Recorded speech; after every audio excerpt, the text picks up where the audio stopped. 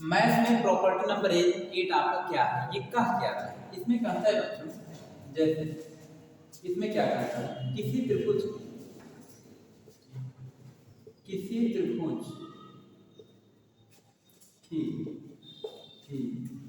दो भुजाओं का योग, किसी त्रिभुज की दो भुजाओं का योग तीसरी भुजा से बड़ा होता है। तीसरी भुजा से बड़ा होता है।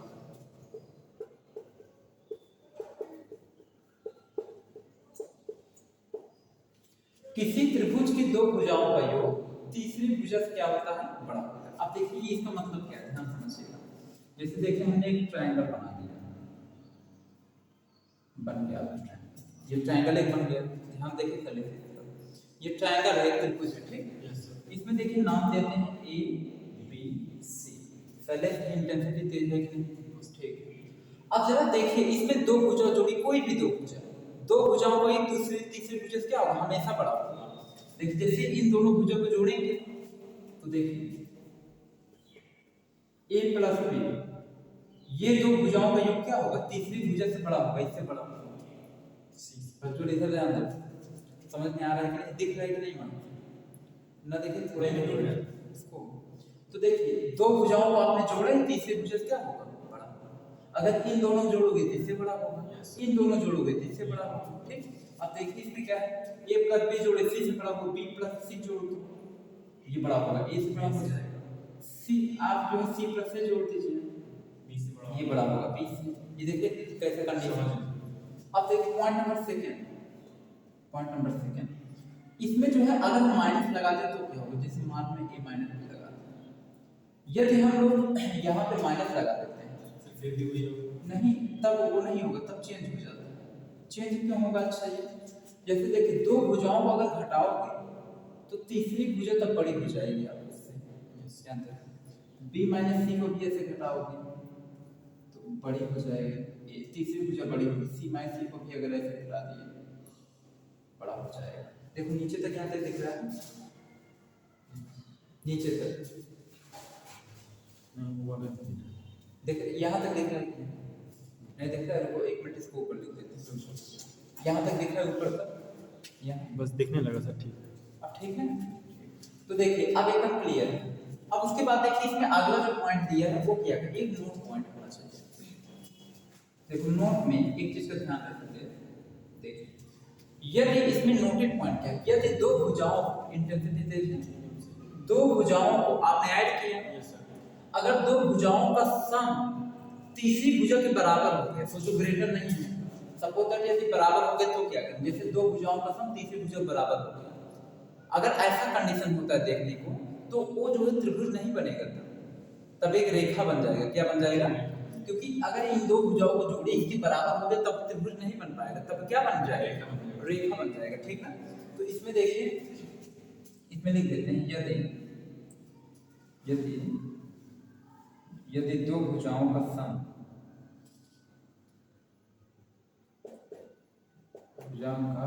यदि दो भुजा का योग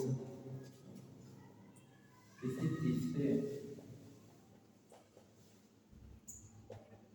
भुजा के बराबर हो गया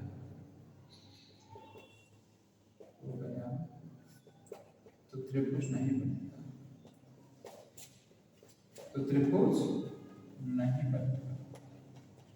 तो त्रिभुज बनने वाला नहीं है, तो त्रिभुज नहीं बनेगा, तब वह समरैखिक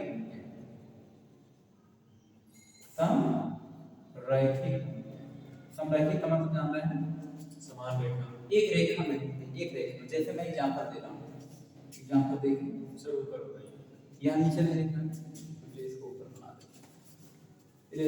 दे। अच्छा इतना तो क्लियर हो ही गया। अच्छे मीट भी बहुत अच्छे देखें, सही है ये वाला ब्लैक वाला मिटाने में बड़ी प्रॉब्लम है।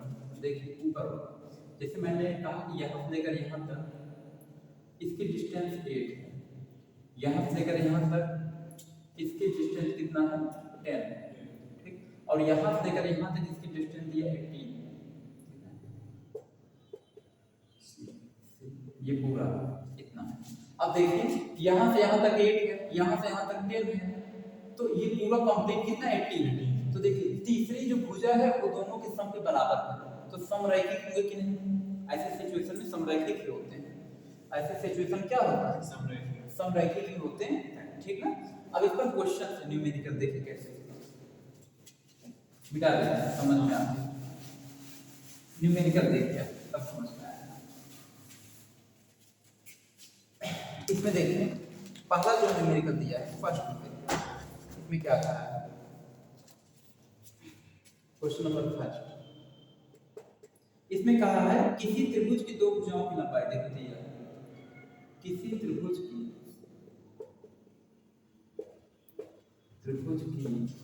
दो भुजाओं की लंबाई,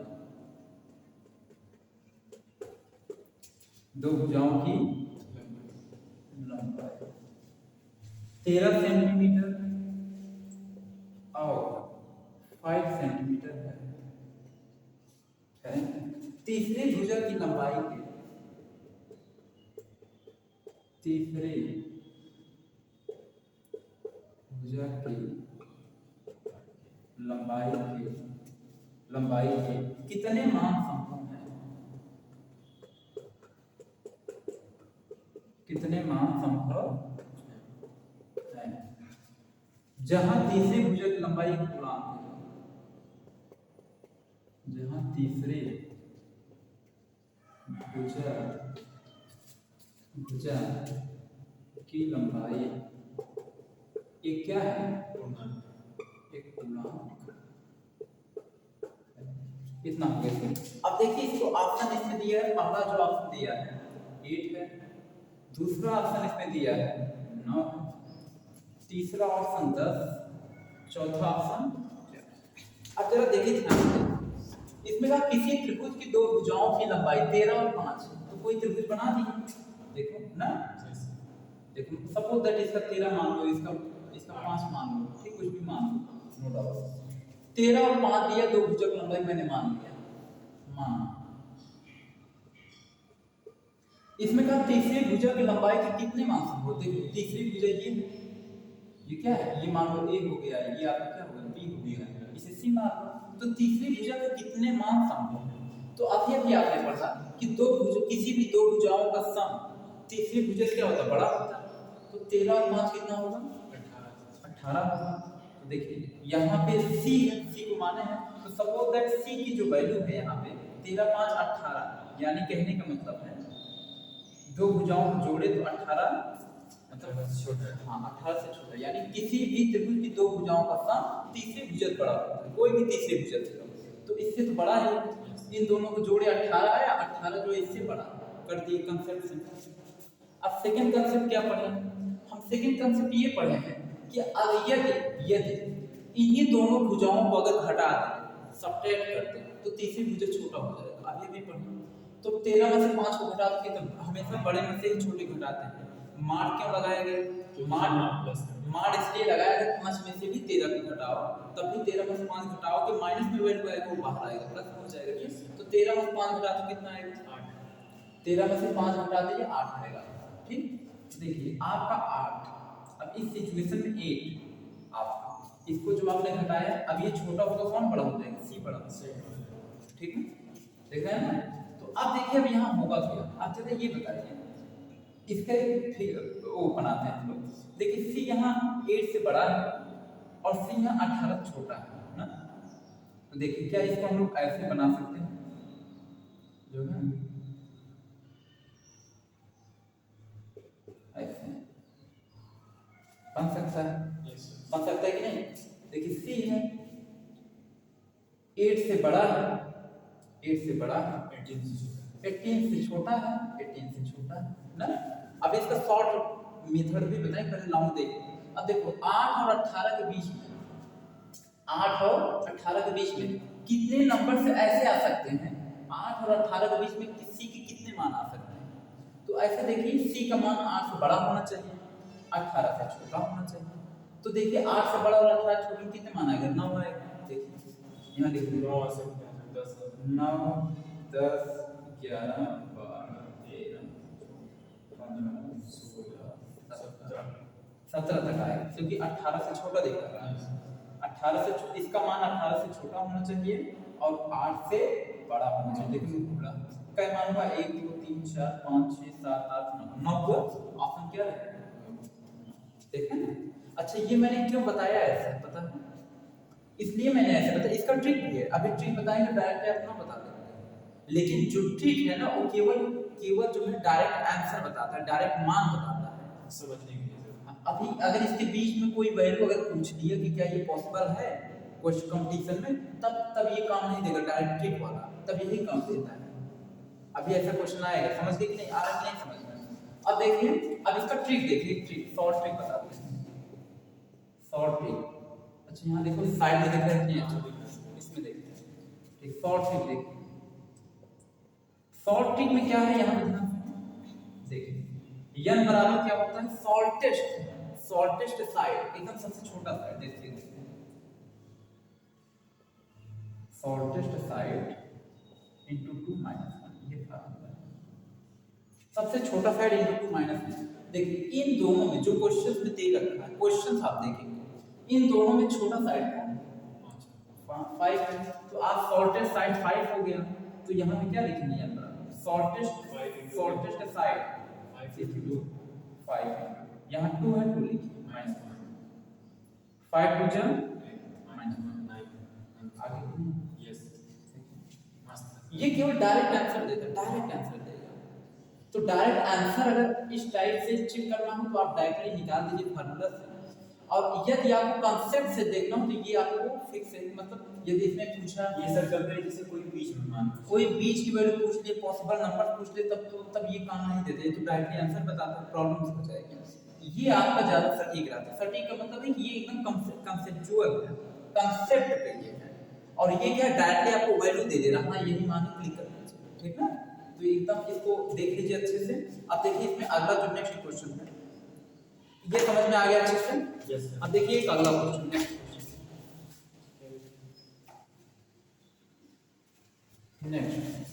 बारिश होने लगी क्या, लग तो है बरसात ही है, हमें भी लग रहा है बारिश का ही।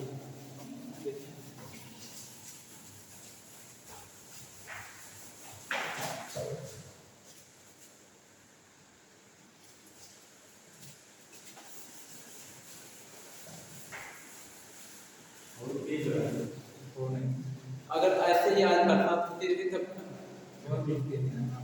अगला क्वेश्चन देखिए नेक्स्ट। इसमें देखो गजब कर दिया एक क्वेश्चन, कर देखो क्वेश्चन नंबर 2। इसमें दिया है किसी त्रिभुज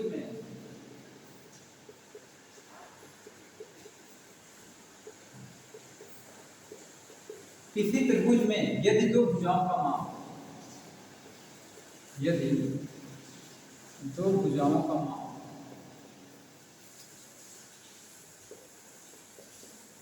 किसी त्रिभुज में यदि दो भुजाओं का माप देखिए 5 सेंटीमीटर एंड 8 सेंटीमीटर है, तो तीसरी भुजा हो सकती है। देखो गजब का क्वेश्चन किया है, तो तीसरी भुजा देख रहे हैं, इसलिए मैं कह रहा था वो वाला ठीक है, गजब क्वेश्चन देखिए पूछा है, तो तीसरी भुजा हो सकती है।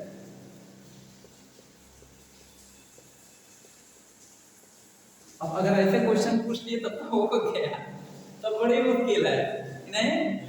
अब देखिए इसमें ऑप्शन क्या दिया है 14 सेंटीमीटर का, बिना कॉन्सेप्ट पढ़े तब आप लगा ही नहीं सकते। सी दिया है 2 सेंटीमीटर, इसमें डी दिया है आपको 4 सेंटीमीटर, ये आपको क्वेश्चन बनाना। अब देखिए इसमें देखिए आप कोई भी एक त्रिभुज जैसे बनाइए, बन गया। इसमें देखिए दो भुजा दिया है, एक 5 है दूसरा 8, तीसरा कुछ नहीं पता, देखते मान लीजिए या सी मानिए कुछ भी मानिए, आप ऐसे करते हैं यस मान लीजिए ठीक। अब इसमें ये बताइए तीसरी भुजा हो सकती है, तीसरी भुजा क्या हो सकती है। अब देखिए इसमें ये नहीं कहा तीसरी भुजा की कुल संभव मान कितने होंगे, टोटल पॉसिबिलिटी कितनी होगी। टोटल होता तो अभी फार्मूले सब लगा देते हैं ट्रिक से, n बराबर शॉर्टेज साइड इनटू -1, तुरंत 5 गुना 10 10 से 11 कि नहीं। लेकिन इसमें ये पूछ रहा है तीसरी भुजा हो सकती है, क्या हो सकती है। अब ऑप्शन दिया है तो इसमें आप निकालिए। देखिए पहले 8 5 इससे बड़ा होगा तो 13 देखो इससे बड़ा, फिर 8 में 5 घटाओ 3 आएगा, 3 क्या होगा, तीसरी भुजा छोटा होगा। अब 3 इसको आप इस टाइप से उसमें बनाइए, देखिए कैसे बनेगा। तो यहाँ पे देखिए आप लिखिए 13, यक्स का मान 13 से छोटा होगा, छोटा है। यक्स का मान 3 का, यक्स का जो मान है 3 से बड़ा होना चाहिए, बड़ा दिखा है ना। अब देखिए इन दोनों बीच कितने नंबर पॉसिबल है, देखिए 3 से बड़ा 13 छोटा, यक्स के वही मान रखो जो 3 से बड़ा और 13 से छोटा। तो रखिए 3 के बाद क्या आएगा 4 5 6, ऑप्शन मिलाकर जो देखिए वही सही होगा। देखो 4 है, 14 तो कभी नहीं आएगा क्योंकि 13 से तो छोटा होना चाहिए। 3 भी नहीं आएगा, 2 भी नहीं आएगा, 4 ये दिख रहा है ना। अब देखिए आप कितने आ सकते हो, टोटल 4 5 6 7 8, देखिए यक्स का मान 13 से छोटा होना चाहिए ना और 3 से बड़ा होना चाहिए। अब देखिए इसमें देखिए 3 तो कभी नहीं होगा, ऐसे आप कट गए। उसके बाद 14 तो होगा ही नहीं क्योंकि यक्स का मान 13 से छोटा कह रहा है। उसके बाद 2 तो नहीं होगा, क्यों नहीं होगा, क्योंकि 3 से बड़ा है, 3 से बड़ा है, 3 से बड़ा एक ही ऑप्शन है। देखिए कैसे ऑप्शन तक पहुंचे, क्लियर है कि नहीं। तो ऐसे क्वेश्चन आपसे करेगा जो कंफ्यूज करेगा, इसलिए दोनों मेथड आपको आना जरूरी है। दोनों में से पहला मेथड अगर आ रहा है थोड़ा तेज आप लगाइए, पहला आ रहा है बहुत बेस्ट हो जाएगा से। और जो सेकंड ट्रिका वाला जो मेथड है अगर उसमें पूछा कुल पॉसिबल नंबर्स कितने हैं तो बहुत तेज आप लगाएंगे, मन में ही कैलकुलेट कर सकते हैं। 2 का गुणा करो 1 घटा दो कि नहीं। तो ये हो गया। अब देखिए इसमें अगला पॉइंट, अब देखिए इसमें आपको अगला जो प्रॉपर्टी है वो प्रॉपर्टी नंबर आपका 9 है, नेक्स्ट प्रॉपर्टी। तो नेक्स्ट प्रॉपर्टी अब आपका नेक्स्ट डे हम स्टार्ट करते हैं, ठीक। तो आज के लिए इतना ही, इसके आगे वीडियो आपको